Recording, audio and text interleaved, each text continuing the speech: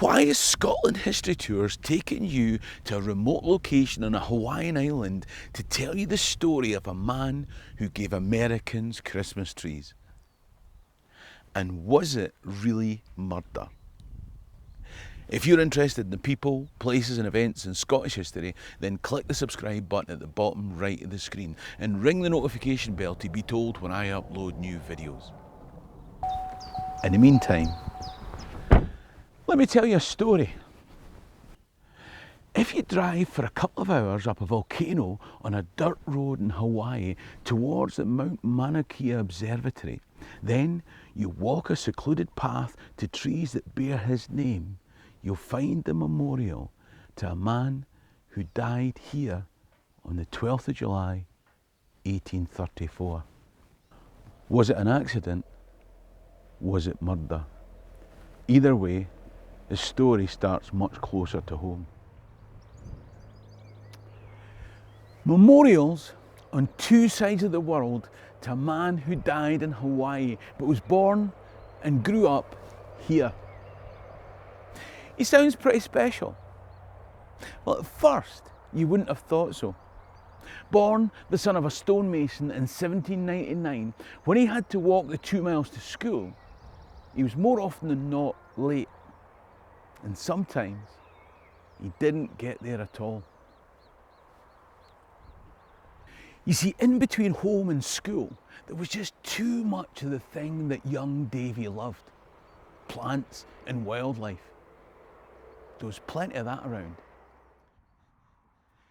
He left school at a difficult age for any Scottish kid. 11. 11. 11! I think they got the joke. Aye, but did they? 11! They'll let you know in the comment section. 11.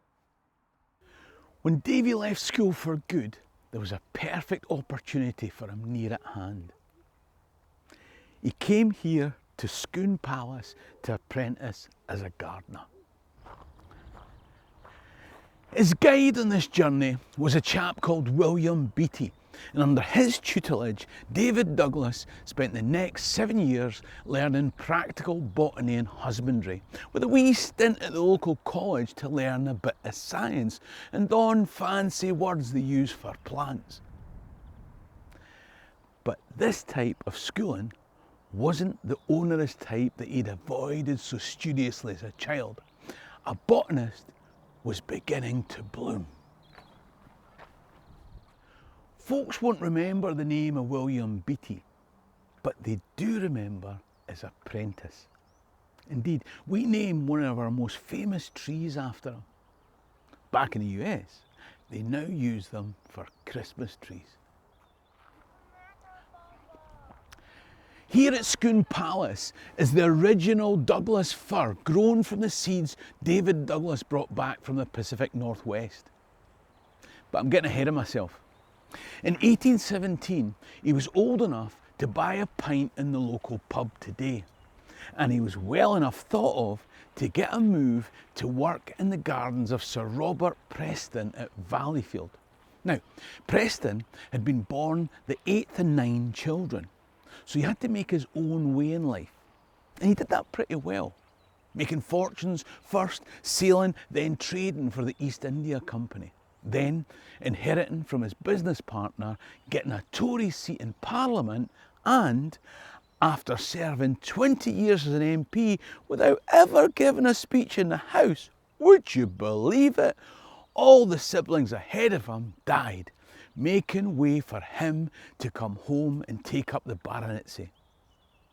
When he came home to improve the estate at Valleyfield, he managed to lure Humphrey Repton, one of England's most renowned landscape gardeners, to come north and lay out his one and only grand garden in Scotland.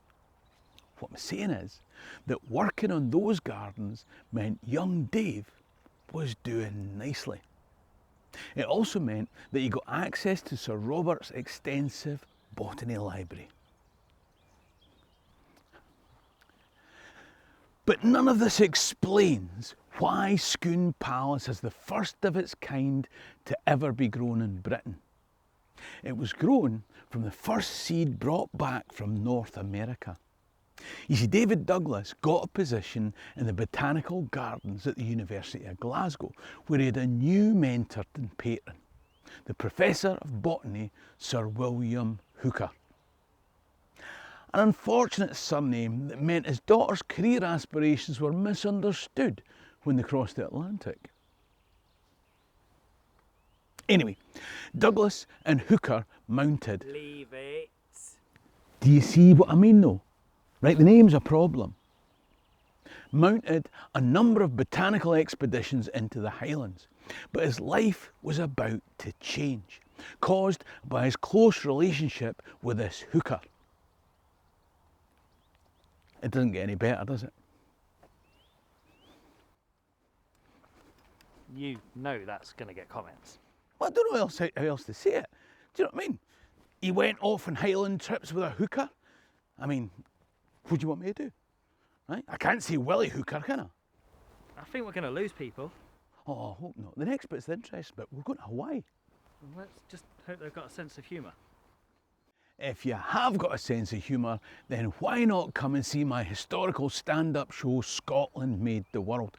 I'm touring Scotland in 2025 and early 2026, and then Canada in the summer of 2026.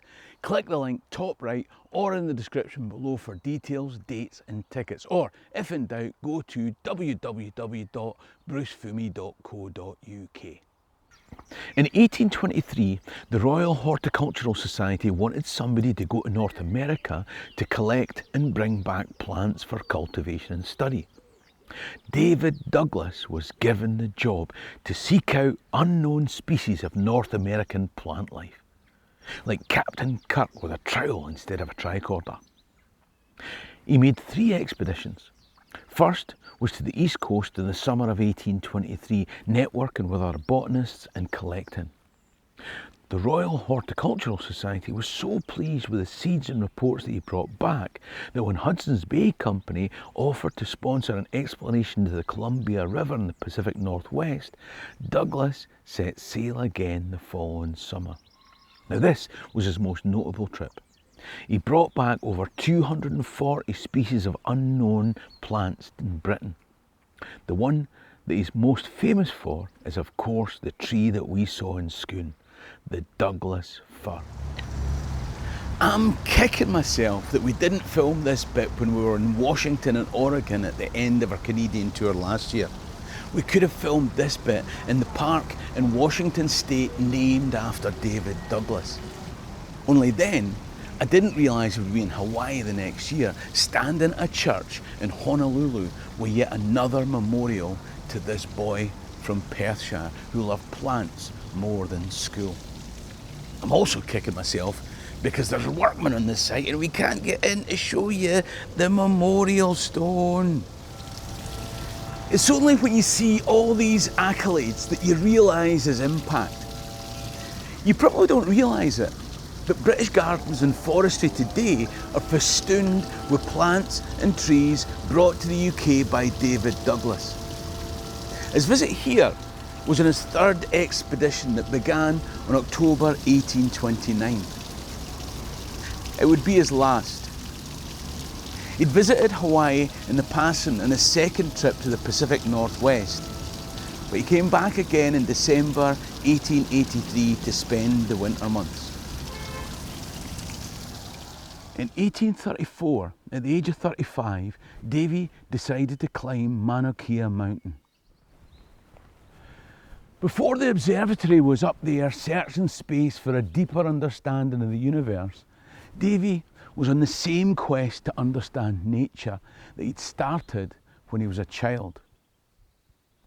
When he was found, it was at the bottom of a pit trap. You know, you dig a hole with steep sides, you cover it with camouflage so that an unsuspecting animal will come along, run over the light covering the plants, and its weight will pull it down, spring in the trap. You know the kind of thing. Well, Davy was found at the bottom of one of those pits, gored by a bull that shared the trap with him. Was it that the bull had fallen into the trap first and the keen-eyed botanist didn't see the pit or the gaping hole created by the bull, and fell haplessly into an enclosed space with an already angry horned beast? Or was it that the botanist fell into the trap first, and the bull heard his cries for help, came up to the trap, and was so unwary that it fell in with the hapless man, then decided to gore him to death? It sounds suspicious. People at the time thought it sounded suspicious, but there was nobody to contradict the account given by the man who reported the death, Ned Gurney. Now, if you weren't suspicious before, then having a bullock hunter, an escaped convict called Ned Gurney, report the death of a man gored by a bull should be enough to tip you over the steeply sloping edge. Why was it that the cash Gurney declared to have found on the body was significantly less than the amount of cash our celebrated botanist was known to be carrying when he set out? There were no provable answers to that question then, and there are none for us now. What there is a memorial on the spot where David Douglas died, erected by members of the local Burn Society and surrounded by the trees that bear David Douglas's name. But there's not just a memorial here. There are memorials on 3 continents, and parks and plants that bear the name of a boy who grew up in Scone with a passion for plants that took him across the world. Of course, there were many more Scottish scientists whose work changed the world. And there's a video about one of them coming up on screen now. Support the channel by clicking top right to become a Patreon member, or buy me a coffee in the description below. In the meantime, ha mé an dóchas gún bí lá málaíomh. Cheery and Rasta.